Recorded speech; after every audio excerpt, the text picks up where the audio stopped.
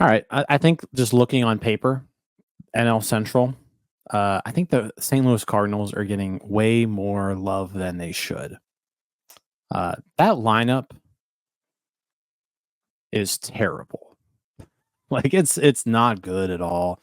The pitching they got better than they did last year. But I'm just not seeing how this Cardinals team got, you know, 20 games better than last season. Like I'm not seeing it. Like Fangraphs has the Cardinals projected to win the division. I think Baseball Prospectus has the Cardinals projected to win the division. So now, with that being said, projected to win the division with 83 wins, right? I think this division is ripe for the taking. All 5 teams could win it.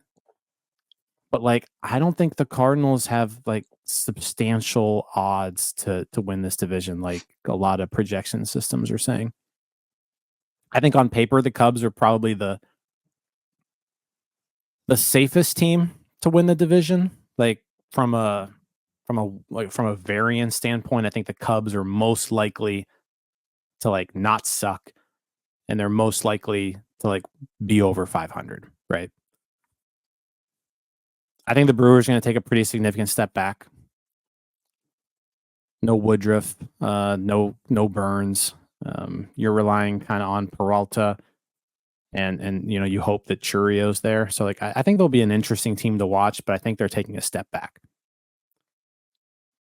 I think the Reds have the most upside in this division. Like if anybody could go out there and just win 90 games, it's the Reds. I think the Reds are also a very high variance team. They're young. They could go through some struggles. But like if that Reds pitching staff, if they stay healthy and they click, there's enough bats to really, I think, blow up. So I think the Reds have like the highest chance to win 90 out of anybody here. With that being said, I think the Pirates have a pretty high floor. Like I don't think this team can win less than 75 games. Well, more than 15 and a half starts by falter they can. Yeah. So I think the Pirates have a pretty high floor. I don't think the Pirates' ceiling is significantly all that high. Like I think the Reds have the higher ceiling. But the Pirates have the higher floor than the Reds. So are we ready for my record prediction?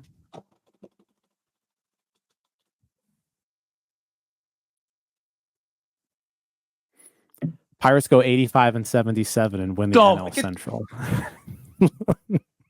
Let's go, baby. How do you have the worst vibes on the over and under? 85 wins. 85-77. They win the NL Central. Paul Skeens comes up before June 7th and a half. He takes over this second half. Him and Mitch Keller lead this team. They win the division. They clinch it with 3 games left in the season. Let's.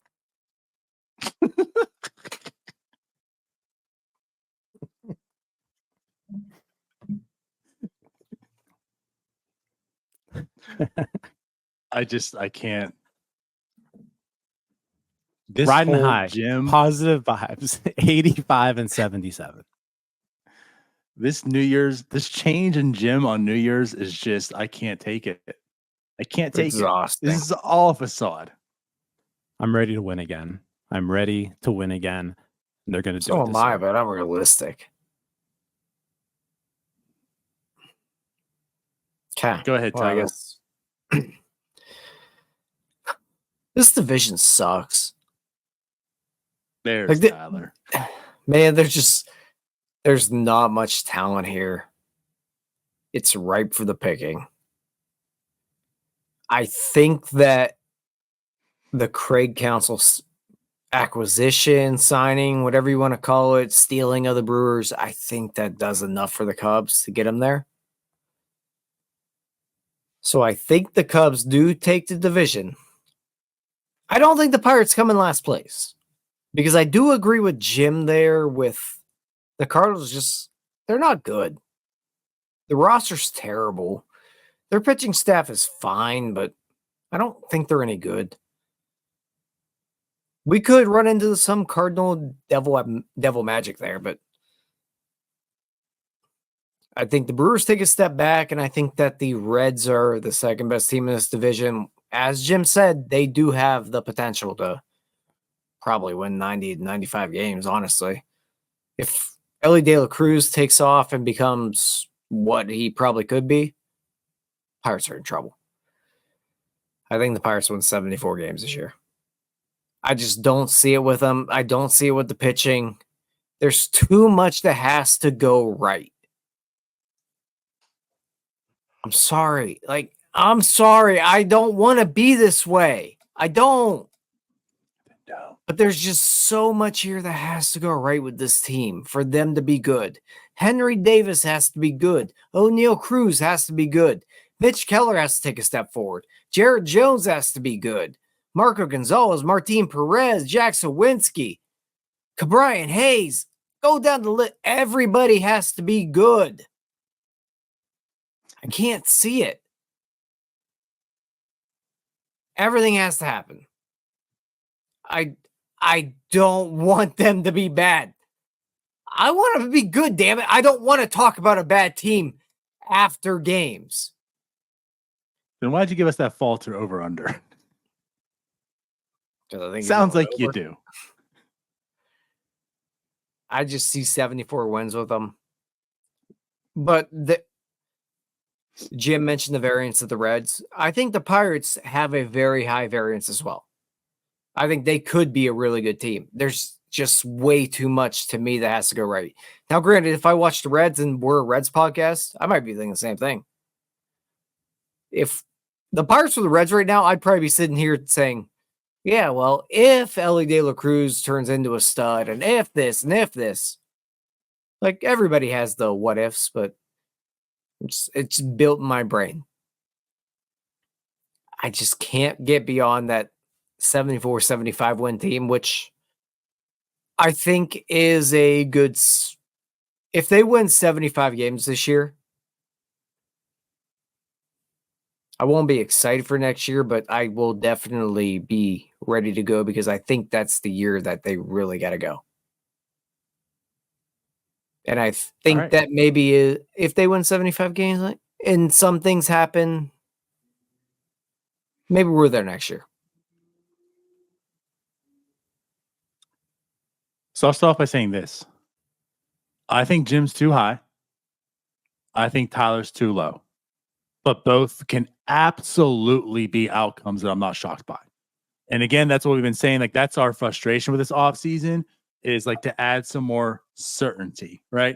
But what I'll say is, and we talked about this on Starbucks, like if the one thing to take away from this spring, I feel more comfortable with the floor being risen.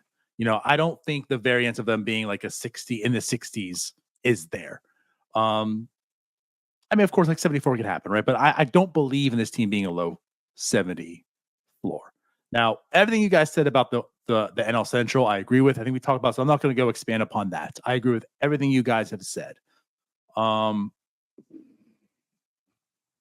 it comes to the Pirates, and I put this tweet out last night, and like, here's kind of my thought process. We've talked about the bullpen.